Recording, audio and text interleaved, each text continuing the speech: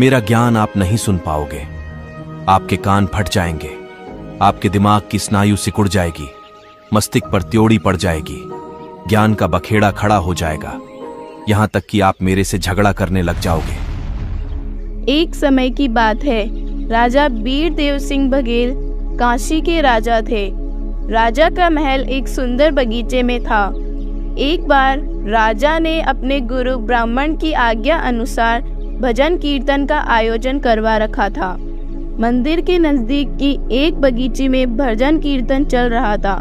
कई श्रोताओं के बीच कई ब्राह्मण अपने इष्ट देवों का जिक्र कर रहे थे। पूर्ण परमेश्वर कबीर साहिब जी भी कीर्तन में पहुंच गए। कुछ दूरी पर आसन लगाकर बैठ गए। सभी ब्राह्मण अपने इष्ट देवों की महिमा सुना रहे थे। राजा का गुरु ब्राह्मण कबीर साहिब के पास गया। हे भक्त, आप भी अपने विचार व्यक्त कीजिए, अपने इष्ट देव का गुणगान कीजिए। आप भी साधु ही लगते हो। हे महात्माओं, आपने सर्व संपन्न ज्ञान तो सुना दिया, मैं और क्या सुनाऊं? मेरा ज्ञान तो आपके ज्ञान के सामने सूर्य को दीपक दिखाने के तुल्य है। सभी ब्राह्मण तथा भक्त कबीर साहिब से ज्ञान सुनने के लिए अनुरोध करने लगे। मेरा ज्ञान आप नहीं सुन पाओगे। आपके कान फट जाएंगे, आपके दिमाग की स्नायु सिकुड़ जाएगी, मस्तिष्क पर त्योड़ी पड़ जाएगी, ज्ञान का बखेड़ा खड़ा हो जाएगा, यहां तक कि आप मेरे से झगड़ा करने लग जाओगे। भक्त जी, हम साधु संत भक्त हैं। हम कभी झगड़ा नहीं करते। हमें तो कोई गाली भी दे जाए तो हम मुस्कुराकर चल देते हैं। और आप तो साधु भक्त लगते हो। आप तो भगवान की ही महिमा सुनाओगे। हम आपसे वादा करते हैं कि आपके साथ कोई झगड़ा या विरोध नहीं करेंगे। तो ठीक है, सुनो अब मेरे इष्ट देव की महिमा। आज मैं आपके सब इष्ट देवों की उत्पत्ति बताता हूं। अधूरे ज्ञान के कारण आप इन जन्म मृत्यु में आने वाले भगवानों को सच्चा मान रहे हो। उस पूर्ण परमात्मा का लोक और वह स्वयं अविनाशी है। मैं उसी लोक से आया हूं। वह सतनाम जिससे पूर्ण मोक्ष होता है, मैं उसी का सौदा करने आया हूं। वह पूर्ण परमेश्वर तो इन तीनों लोकों से बाहर रहता है। आप सब तो भूल में पड़े हो, जबकि हमने आपके ब्रह्मा विष्णु और महेश को कई बार जन्मते और मरते देखा है। यहां तक कि इनके माता पिता ज्योति निरंजन काल और उसकी अर्धांगिनी दुर्गा भी कई बार जन्म और मर चुके हैं। इन तीनों देवों की भक्ति तो हर कोई दे रहा है, लेकिन उस चौथे पद को कोई नहीं जानता। जबकि पूर्ण मोक्ष तो इन चारों को छोड़कर पांचवें को इष्ट मानकर पूजने से होता है। यह सारा संसार तीन गुणों की भक्ति यानी ब्रह्मा विष्णु और शिव जी की भक्ति में लीन है। इससे कोई लाभ आपको नहीं मिल सकता। लाभ के लिए आपको निज नाम सतनाम का ही सहारा लेना पड़ेगा। वह सतनाम में लेकर आया हूं। अभी इन पंडित जी ने बताया कि भगवान रामचंद्र जी हमारे इष्ट देव हैं और यही सर्व के पालनहार है। लेकिन मैं इनसे पूछना चाहूंगा कि जब श्री राम जी को लंका के लिए जाना था, तो श्री राम जी को तो 3 दिन तक समुद्र से रास्ता लेने के लिए याचना करनी पड़ी।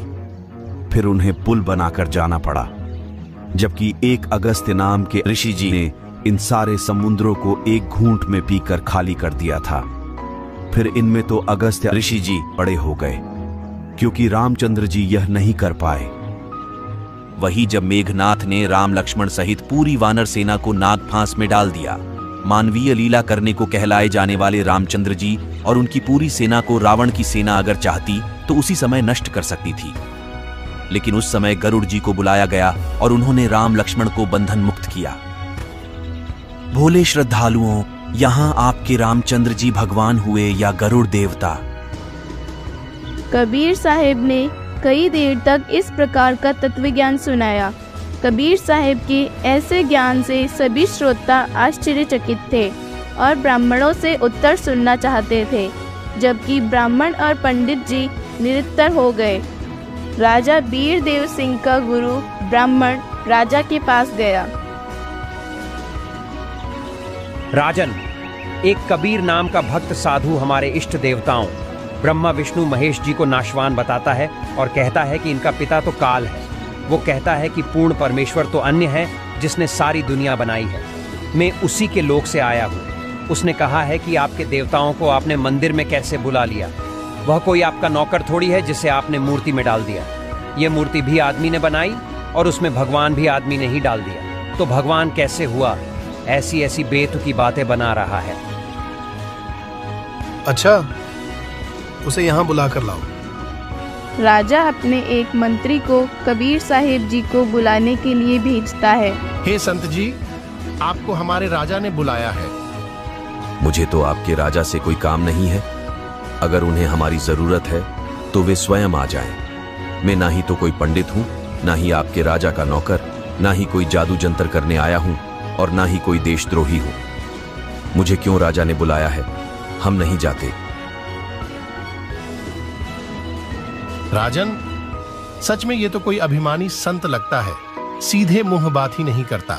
बोला कि मैं आपके राजा का नौकर नहीं हूं। अगर राजा को काम है तो वह स्वयं आ जाएगा। राजा ने अपनी बुद्धि से काम लिया और सोचा कि यह तो कोई परम संत लगता है, वरना संत को ऐसे राजा का बुलावा जाता है तो धन के लालच में दौड़कर आता है। अरे भाई, वह अभिमानी नहीं, सच्चा संत है। ऐसे ही संत की मुझे तलाश है। मैं स्वयं उन संत के पास जाऊंगा। राजा पैदल ही कबीर साहिब जी से मिलने पहुंचा। जब राजा कबीर साहिब के निकट सा पहुंचा तो देखा कि कबीर साहिब पृथ्वी से 1.25 हाथ ऊपर हवा में स्थित है। राजा को समझते देर नहीं लगी और जाते ही कबीर साहिब के चरणों में अपना सिर रख दिया। हे भगवान, कृपया अपने दास की कुटिया में चलिए। नहीं राजन, सत्य ज्ञान का उजागर तो सभी के सामने होना चाहिए।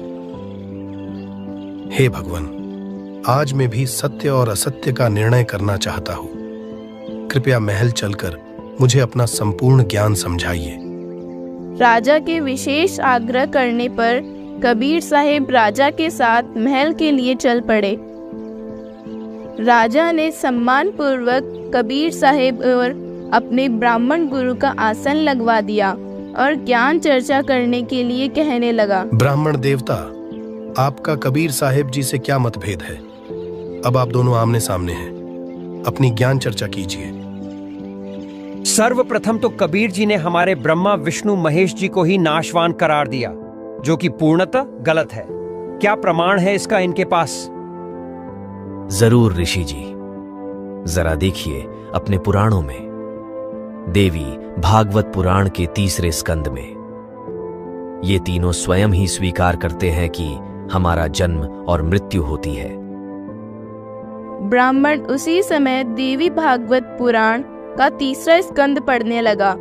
भगवान की रजा से ब्राह्मण को पुराण का वही प्रकरण हाथ लगा जिसमें ब्रह्मा विष्णु महेश की जन्म मृत्यु सिद्ध होती है। ब्राह्मण के चेहरे का रंग फीका पड़ गया। कुछ देर तक स्तब्ध सा रह गया, लेकिन सोचा कि इन्हें मना कर देता हूँ, ये सब तो अशिक्षित है। कबीर साहिब ब्राह्मण के चेहरे का हाव भाव समझ गए। ऋषि जी, आज आप राजा की कचहरी में हैं और ये निर्णय होकर ही रहेगा कि कौन सत्य कथा करता है। अगर आप नहीं बता सकते हैं तो किसी अन्य ब्राह्मण को बुलाकर पूछा जाएगा। ब्राह्मण गुरुजी, आज मैं सिर्फ सत्य सुनना चाहूंगा। अगर किसी प्रकार से आप गलत निकले तो अंजाम अच्छा नहीं होगा। क्षमा करें राजन, पुराण में ऐसा ही लिखा है। हम भी इस प्रसंग से अनभिज्ञ हैं। ब्रह्मा विष्णु और शिव जी बोल रहे हैं कि हमारा तो आविर्भाव और तिरोभाव यानी जन्म और मृत्यु होती है, और इन्होंने मां दुर्गा को अपनी माता अर्थात जननी सिद्ध किया है। ये हमारे कर्म में कुछ बदलाव नहीं कर सकते। राजा ने कबीर साहिब जी के चरण पकड़ लिए। हे भगवान, हम दीनों पर भी दया कीजिए।